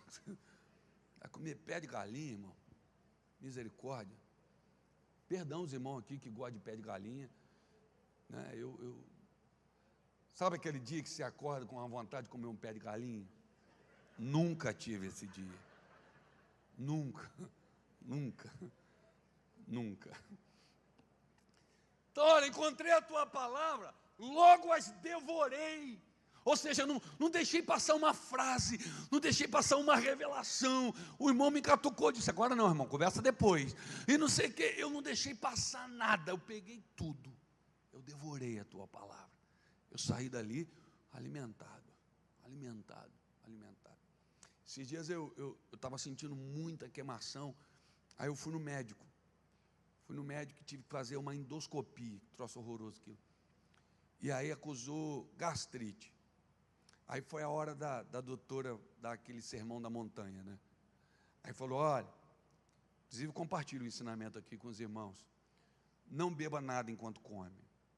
Isso atrapalha a digestão do alimento, a ação do suco gástrico, tudo mais. Outra coisa, celular, aí ela me pegou. Ela falou assim, mastiga bem antes de engolir. Você fala isso para um ansioso? Você quer fazer um teste se você é ansioso? Qual foi a última vez que você conseguiu chupar uma bala até o fim sem mastigar ela? Você não consegue, né? Você faz um esforço, não, essa eu vou conseguir. No finalzinho você esquece e mastiga. Então assim, mastiga bem a comida, para que a digestão seja legal e para que você se sinta saciado. Biblicamente é a mesma coisa, irmãos. Não dá para você ficar voando na mensagem, pegar uma coisa ou outra de vez em quando. Tem gente que quando acaba de comer, se você perguntar o que ele comeu, ele não lembra. Biblicamente é a mesma coisa, na igreja é a mesma coisa. Ai, que culto, escola dominical foi bênção. À noite, pergunta aí qual foi o tema.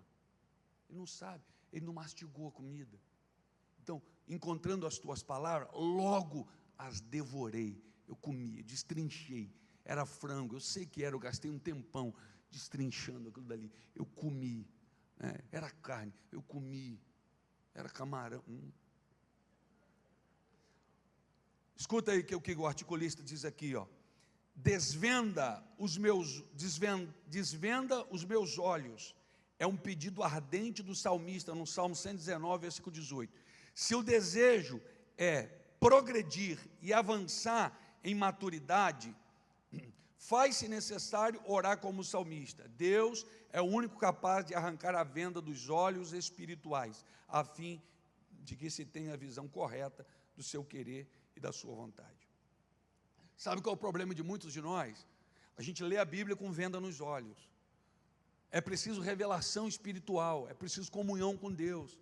Então tenha um dicionário, tenha o comentário bíblico, tenha a Bíblia em mais diversas versões, se você puder ter, mas não deixe de orar, dizendo, Senhor, desvenda os meus olhos, me mostra aqui, Senhor.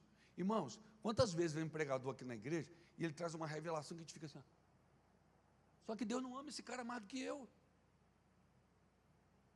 Ele não é o filho predileto de Deus, não. O que Deus mostrou para ele, mostra para você. A gente só precisa pedir, Senhor, desvenda meus olhos. Eu quero encontrar a tua palavra. Aí a Bíblia deixa de ser um livro chato, como é para alguns. Para alguns a Bíblia é um livro chato. Chato.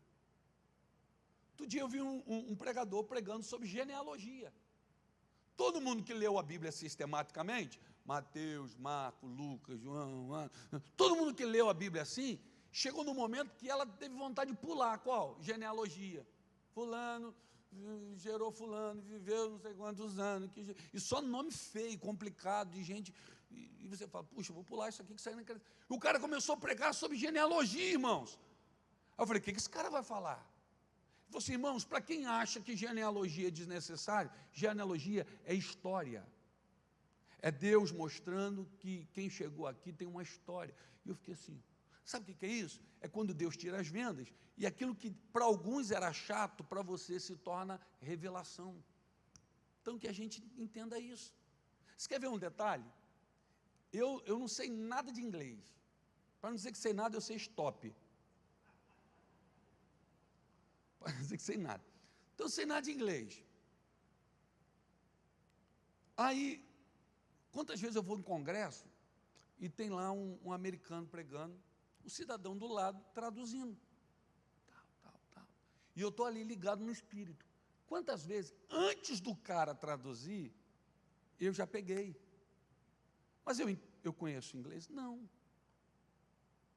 Isso é conexão espiritual. Então, às vezes, o pregador está aqui introduzindo uma mensagem. Você está ligado aí? Deus já falou com você. Você já sabe em que linha Deus vai falar com você.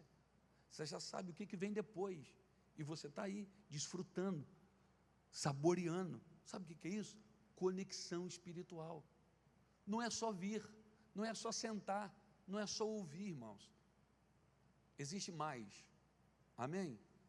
Existe mais. E eu quero mais. Existe mais do que a gente tem vivido, experimentado, comido e ouvido. Deus tem mais nesse ano de 2023. E eu quero mais de Deus. Eu quero o mais de Deus. A verdade que santifica, vamos correr. A verdade da palavra de Deus é o alicerce seguro no qual os homens descansam, têm refúgio, alimentam-se, exercitam a fé, crescem, renovam-se, são fortalecidos e, acima de tudo, são santificados. Exatamente, a palavra de Deus é a base de tudo. Se você não tem a palavra de Deus, você não tem a base de nada. Qual é a base de toda a igreja? A palavra de Deus. Se ela não tem a palavra de Deus, essa igreja não tem base. Qual é a base do cristão? Eu vou para a universidade, só que eu estou com medo, pastor, que todo mundo diz que quem vai para a universidade desvia. Mas qual é a base? O problema é a base. É verdade que um grande número de pessoas tem desviado, os nossos jovens adolescentes, chega na faculdade e desvia. E aí a pergunta é, será que a gente tem dado base a eles para enfrentar essa demanda? Para se relacionar com aquilo que é contraditório à fé? Outro dia eu fui conversar com uma adolescente que, enfim, e ela foi falar para mim, não, pastor, a gente começa a ficar muito crítico porque os nossos olhos se abrem. Eu falei, opa, onde foi que seu olhinho abriu, irmã? Na faculdade? Foi na universidade que seus olhinhos abriram? Essa é a sensação. Que a gente aqui estava debaixo de julgo, chegou lá, pum, abriu. Abriu. Agorinha mesmo. Abriu e agora eu estou... Não. E aí me preocupa. É a base. A base é a palavra de Deus. Não existe igreja sem palavra.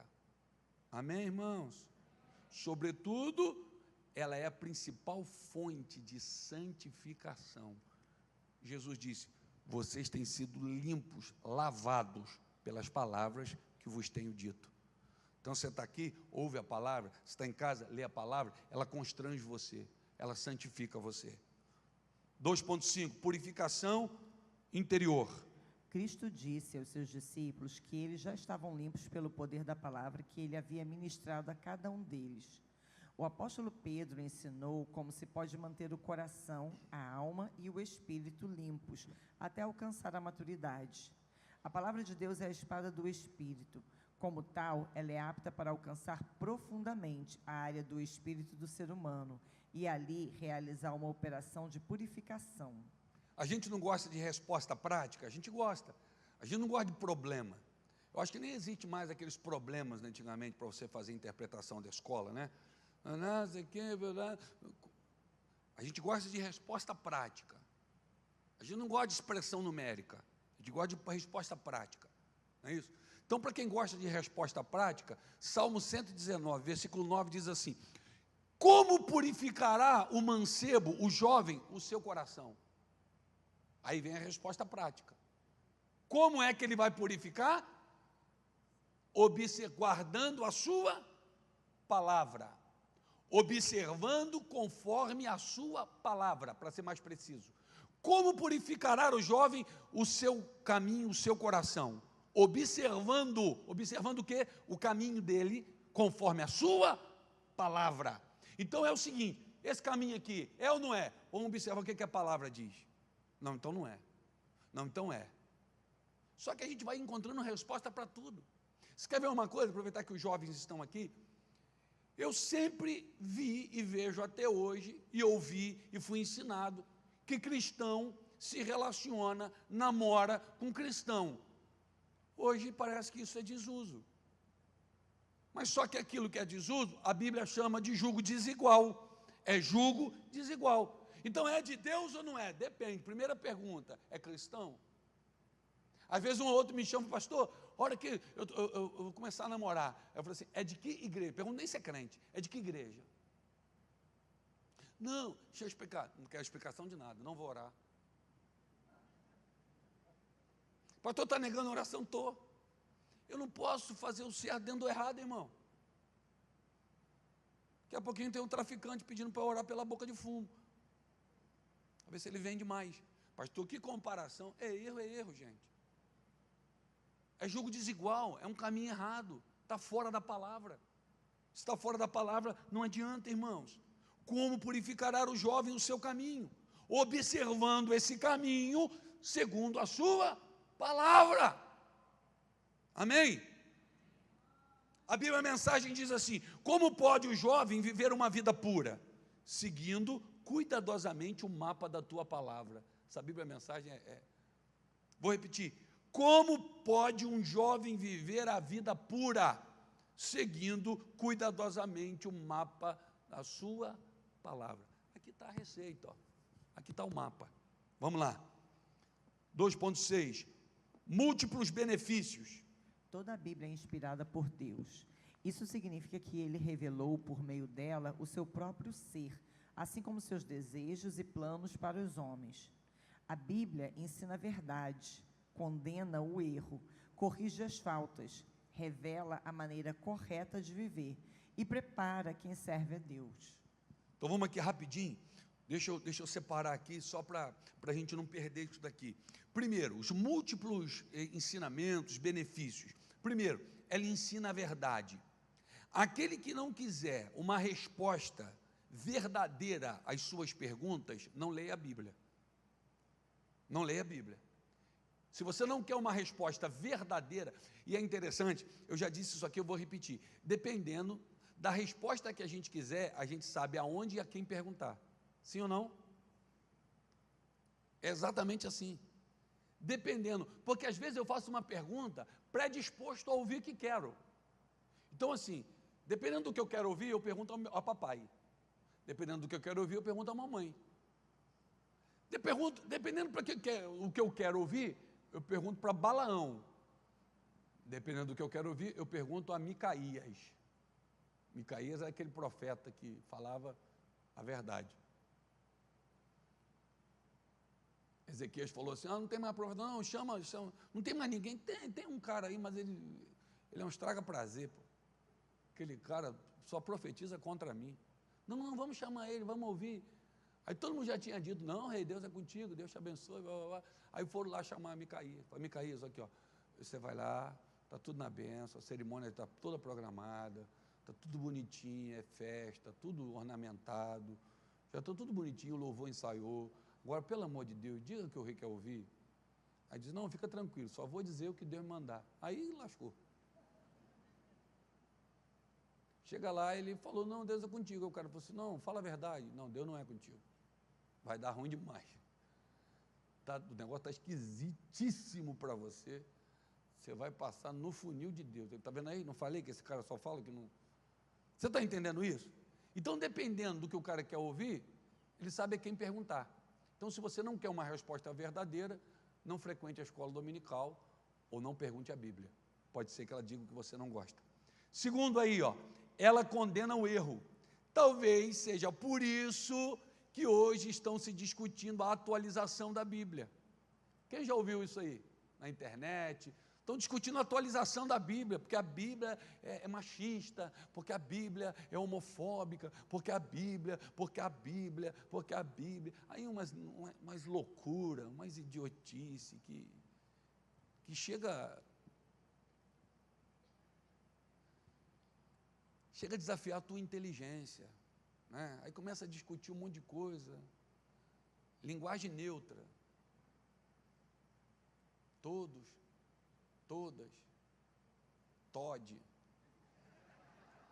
Nescau, sei lá.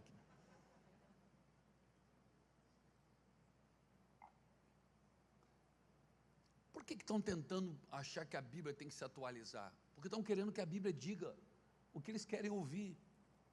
E não querem que a Bíblia diga o que lhe confronta, o que lhe choca. E é justamente o que eu quero ouvir, irmãos. Eu quero que a Bíblia mostre para mim: ô Luiz, aqui, ó, sei que tu é pastor, que tu está aí, mas aqui, tu tem que mudar aqui, ó. E aí, vamos lá, vamos mudar, vamos fazer a vontade de Deus. Outra, ela corrige faltas. Ela alinha o ser humano com a vontade de Deus. Então ela corrige falta. O problema é que a gente quer sempre que as pessoas elogiem os nossos acertos. Só que aí, por mais acerto que você tenha, tem alguma coisa que você pode melhorar. Jovem rico. Observar, sim, senhor. Não. Parabéns para você nessa data querida, jovem. Mas ainda te falta uma coisa. Aí alguém pode dizer, poxa vida, acertei quase tudo, Jesus pega no que me falta. É exatamente aí, é no que falta para você melhorar. A árvore que dá fruto, ele raspa para dar mais fruto. Time que está ganhando, Jesus mexe para ganhar de goleada. Você pode dar mais do que você tem dado, ok? A vontade de Deus sem permitir relativismo. E último aí, ela prepara quem serve a Deus. Ela prepara o indivíduo para o uso exclusivo de Deus. 3, a fé conduz à maturidade. 3.1, fé no Deus verdadeiro. O desejo de ser bem-sucedido, próspero e realizado na vida deve passar necessariamente pela decisão de obedecer à palavra de Deus e manifestar diariamente fé na pessoa bendita do Senhor Jesus, o Deus verdadeiro. Sabe qual é o problema hoje? São pessoas confundindo fé com crendice. Fé é fé, crendice é crendice. Fé gera amadurecimento. Crendice mantém o cara menino. Eu quase não saio, né? Mas às vezes tem um convite ou outro, eu vou pregar, e eu vejo tanta gente menina na fé, fazendo uns troços maluco, e começa de cima do altar. O mais doido é o pastor da igreja. E um monte de gente embarcando na dele. Falei, gente, será que ninguém está vendo isso não, gente? O que é preciso para a pessoa entender isso? Umas crendices que não é fé, é um monte de gente menino. Menino. São igrejas que as pessoas rodam tanto, que é uma igreja tonta. Não é uma igreja sóbria, é uma igreja embriagada. Parece que está todo mundo naquele culto ali chapado.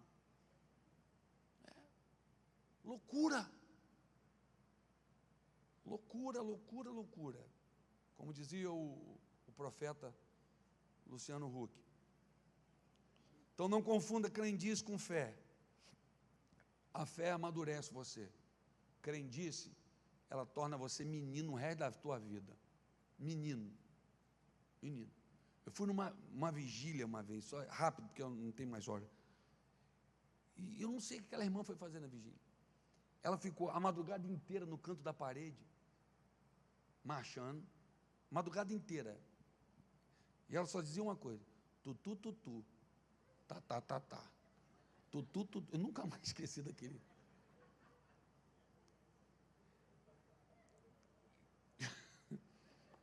Misericórdia.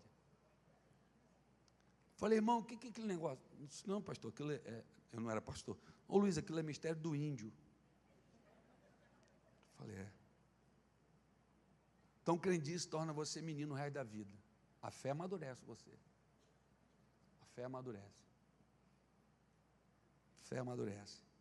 Fé inteligente.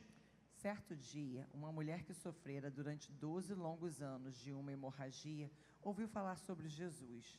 Naquela vida sofrida pela inteligência da fé, refletiu, não sou digna de falar com o Filho de Deus. Não preciso contar o que sofri durante estes últimos 12 anos. Irei por detrás da multidão, porque não quero chamar a atenção. A única coisa que desejo é tocar nele. O milagre aconteceu publicamente. Toda a multidão contemplou aquela mulher ajoelhada diante do Filho de Deus, relatando o milagre e declarando toda a verdade. O Senhor Jesus estabeleceu com ela uma relação familiar, dizendo, filha, a tua fé te curou. Exatamente. Eu tinha um amigo que ele, do nada, no culto pentecostal, ele gritava, terra! Aí um dia eu falei, irmão, por que tu grita terra? Eu falei, sei lá, pastor. Ele ia profetizar, antes de profetizar, ele falava, entre as terras, entre os montes. E isso vai ficando. Aí alguém ouviu, achou que é legal, repete, o outro repete, e vamos que vamos, entre a terra, entre os montes. E aí você vai ver, um dia o irmão falou para ele assim, olha, Deus está mandando você ir para o monte, ficar 3 dias em jejum. Você só pode levar um pão ágil e uma garrafa de 600 ml de água. Ele foi, ficou lá,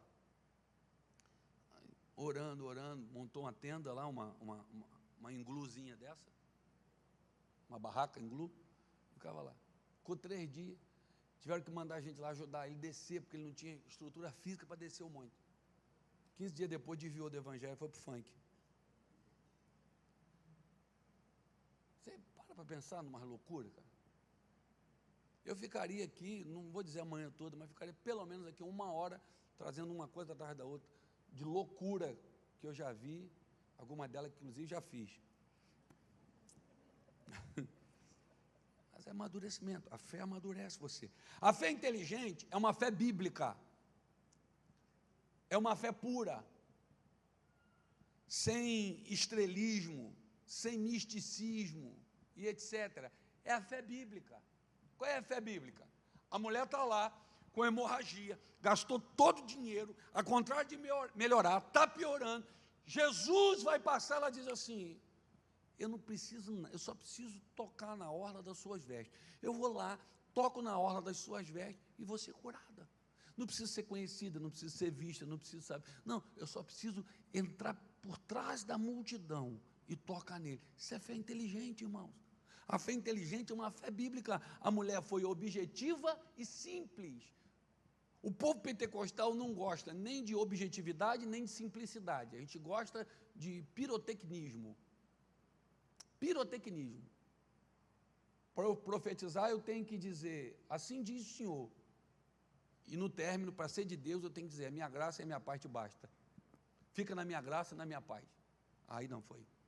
O cara não de olho aberto, com a Bíblia aberta, ele não entende que é profecia. Então a mulher, ela não se preocupou com lacração. Ela não viu o melhor ângulo na câmera. Ela não se preocupou com pirotecnia. Ela não se preocupou com publicidade. Se tem uma coisa que tem me aborrecido nesses dias, é publicidade, gente. As pessoas estão ávidas, sedentas por publicidade. Elas precisam ser notadas. Elas precisam ser vistas.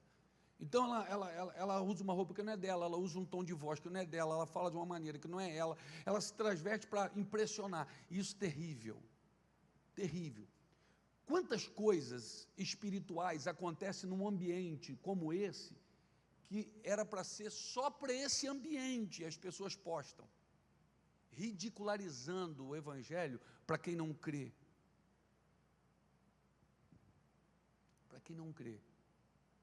Por quê? Porque elas querem ser vistas. O que me define hoje como um homem de Deus não é a minha relação com Deus, é quantos likes eu tenho, é quantos seguidores eu tenho. E isso é triste demais. Isso é uma vaidade que está entrando no coração das pessoas, que está entristecendo o coração de Deus. Hoje as pessoas têm uma necessidade disso. Oi, gente, estou aqui, ó. Acabei de acordar. Ô, irmão, vai orar, rapaz. Tem gente que posta foto chorando. Ah, estou passando uma luta, mas Deus vai me honrar. Pastores, no monte, aqui estamos orando por você. Ore aí, pastor. Larga, desliga o celular e ora, rapaz. Aqui orando pela igreja e tal. Quando ele dá uma olhadinha para ver se o obreiro está filmando direito. Ah, para com isso aí, pastor. Faz para o Senhor aí, cara. Que o Senhor nos guarde, irmão. Gente postando o que come, o que não. Acabei de almoçar, quem está servido? Quanta futilidade, quanta coisa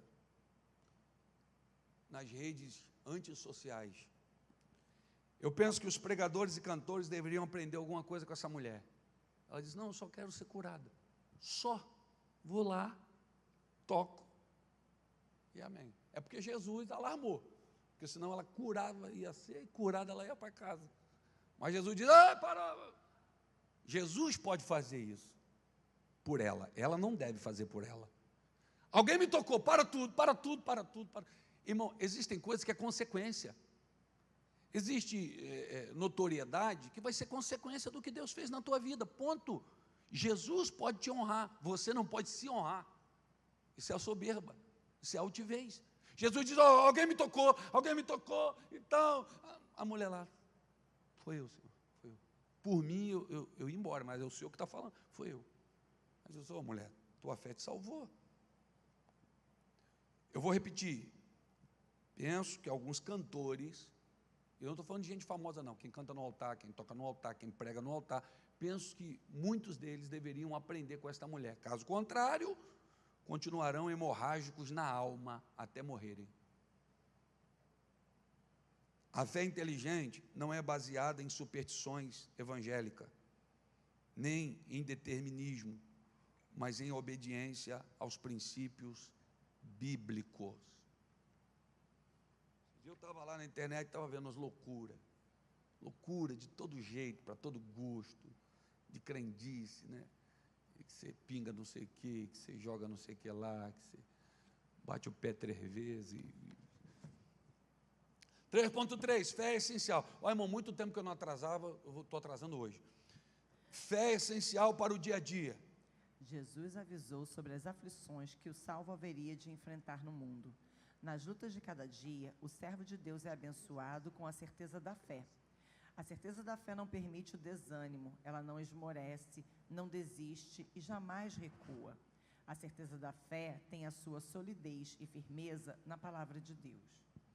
Essa fé, irmãos, é a fé que uma vez nos foi dada, ela precisa ser exercida e exercitada. Amém? Exercida e exercitada. Mesmo porque cada dia traz os seus desafios. É preciso estar vigilante todo momento, em todo lugar. Exercer essa fé diariamente, trazendo à memória o que diz a palavra de Deus.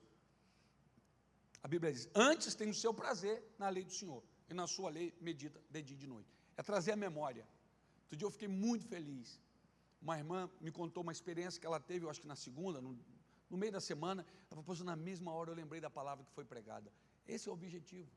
É você trazer à memória a palavra, para ela ter o efeito na tua vida, para aquele momento. 3.4, a fé que vê o invisível. Ninguém poderá tornar-se um cristão maduro se não tiver fé. A fé enxerga o futuro. Hoje, mais do que em qualquer outro tempo, é preciso ter a fé que vê o invisível. A vida do ente humano diante de Deus resume-se apenas em 2 letras: fé. Alguém já disse que fé é ver o futuro no presente. Fé é ver o futuro no presente. Gênesis 22:4 diz assim: ao terceiro dia, levantou Abraão os seus olhos e viu o lugar de longe, e disse aos seus moços: ficai-vos aqui, eu vou subir com o menino e nós voltaremos. Vamos adorar o Senhor e vamos voltar. Abraão não está levando o menino para sacrificar? Como é que está dizendo que vai voltar? O certo seria ele dizer: nós vamos e eu volto. Mas ele já estava vendo o futuro no presente. Ele disse: Deus vai fazer alguma coisa, nós estamos indo e eu vou voltar com o menino. Eu não sei os irmãos, mas assim, com toda humildade, eu tenho uma facilidade em ver alguma. Às vezes Deus põe um projeto, no meu coração, e eu consigo ver isso acontecendo. Eu consigo enxergar alguma coisa pronto. Por exemplo, quando a gente começou a construir o Templo Kids, que não era Templo Kids, era só um terreno cheio de mato, não tinha nada. Então, às vezes eu chegava ali, era cerca de arame farpado, e eu ficava olhando, diante do Espírito Santo, no altar do Senhor. Eu via a igreja pronta, eu via final de culto, o povão saindo da igreja cheia. Eu conseguia ver aquilo. E eu dizia: pastor, como? Eu vejo isso. Então isso é fé, é você ver o futuro no presente. Então, meu irmão, em nome de Jesus, eu queria mexer com a tua fé essa manhã, acionar a tua fé, a que você conseguisse ver o futuro no presente, enxerga hoje aquilo que você tem buscado diante de Deus pela fé, em nome de Jesus. 3.5, fé que alavanca a maturidade. A vitória que vence o mundo é a nossa fé. Ela é uma poderosa arma espiritual dada por Deus para a superação de toda e quaisquer dificuldades. É a fé que torna o cristão maduro, verdadeiro, forte e vencedor diante das adversidades e tribulações da vida. Exatamente. A fé madura me prepara para a vida real, não para a vida de fantasias. A fé madura me prepara para a vida real e não me permite acreditar em fantasias humanas. A vida real é que eu gripo, minha filha adoece, minha esposa adoece, minha casa passa por tempestade, a igreja passa por problemas. Essa é a vida real. Então a fé madura me faz viver a vida real, sem acreditar em fantasias. Não dá para acreditar. Quantos acreditando em coisas que Deus nunca disse, como se Ele tivesse dito? Conclusão. O amor a Deus jamais deve ser substituído pelos valores deste mundo. Lembre-se de que você não é o único a passar por provações, tentações e lutas. Se o salvo buscar a maturidade cristã pela palavra, ele andará em espírito e saberá como agir em cada situação. Ficaram lá?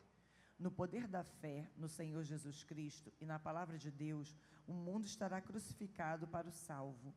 Crer firmemente neste princípio é fundamental para o desenvolvimento da maturidade. Exatamente.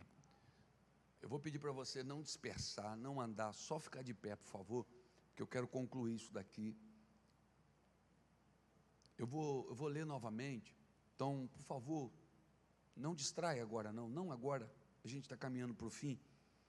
O amor a Deus jamais deve ser substituído pelos valores deste mundo. Lembre-se que você não é o único a passar por provações, tentações e lutas. Se o salvo buscar a maturidade cristã pela palavra, ele andará em espírito e saberá como agir em cada situação, no poder da fé no Senhor Jesus Cristo e na palavra de Deus. O mundo estará crucificado para o salvo. Crer firmemente nesse princípio é fundamental para o desenvolvimento, a maturidade. Deixa eu falar para você uma coisa. O tempo do nosso amadurecimento está muito ligado ao ambiente e às pessoas que você se relaciona. Você já viu aquela criança que às vezes é filho único, o pai e a mãe trabalham, ele só vive no meio de adulto, ele amadurece mais rápido, ele fala como um adulto, ele age como um adulto. Às vezes tem gente que amadurece rápido porque a vida foi sempre muito dura para ele, então começou a trabalhar muito cedo, começou a ter responsabilidade muito cedo, amadureceu muito cedo. Mas se ele cresce num ambiente onde ele é mimado, agradado o tempo todo, esse amadurecimento é mais demorado. Então respeite o lugar que você está, que te trata de maneira que você amadureça. As pessoas que você se envolve, que você se relaciona. Criança se identifica com criança. Pessoas maduras se identificam com pessoas maduras. Quer ver um sintoma de maturidade? É aprender a ouvir dizer não. Aprender a ouvir não é um sintoma de maturidade. Os imaturos não sabem ouvir não, não sabem ser confrontados. Mas a pessoa que é madura sabe que aquilo ali é para o seu aperfeiçoamento.